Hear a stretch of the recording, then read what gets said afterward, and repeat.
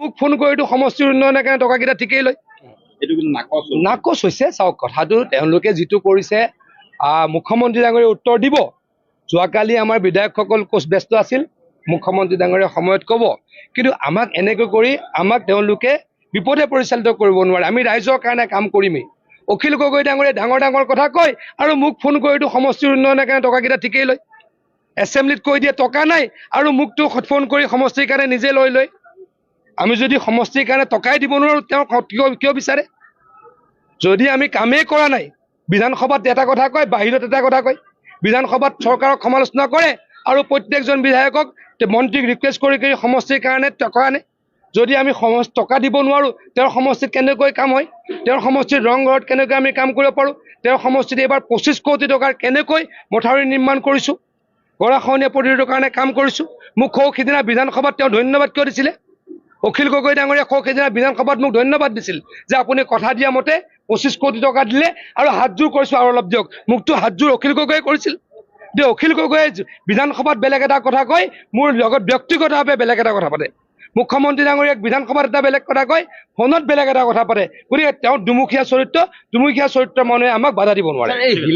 কালি যিটো প্ৰস্তাৱ আনিছিলে যে 12 মাহে জলসিঞ্চনৰ ব্যৱস্থা, এইটো কিন্তু নাকচ হৈছে। চাওক কথাটো তেওঁলোকে যিটো কৰিছে মুখ্যমন্ত্ৰী ডাঙৰীয়ে উত্তৰ দিব। যোৱাকালি আমাৰ বিধায়কসকল ব্যস্ত আছিল, মুখ্যমন্ত্ৰী ডাঙৰীয়ে সময়ত ক'ব।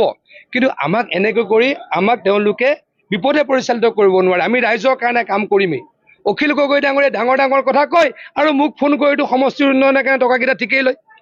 এছেম্বলিত কৈ দিয়ে টকা নাই আৰু মোকতো ফোন কৰি সমষ্টিৰ কাৰণে নিজে লয়। আমি যদি সমষ্টিৰ কাৰণে টকাই দিব নোৱাৰোঁ, তেওঁ কিয় বিচাৰে?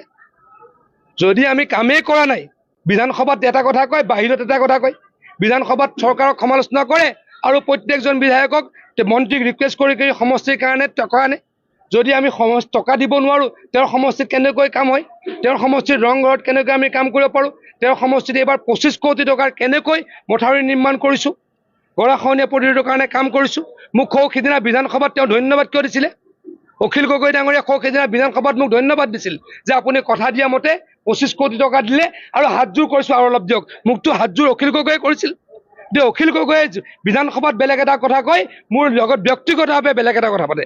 মুখ্যমন্ত্ৰী ডাঙৰীয়াক বিধানসভাত এটা বেলেগ কথা কয়, ফোনত বেলেগ এটা কথা পাতে। গতিকে তেওঁ দুমুখীয়া চৰিত্ৰ মানুহে আমাক বাধা দিব নোৱাৰে।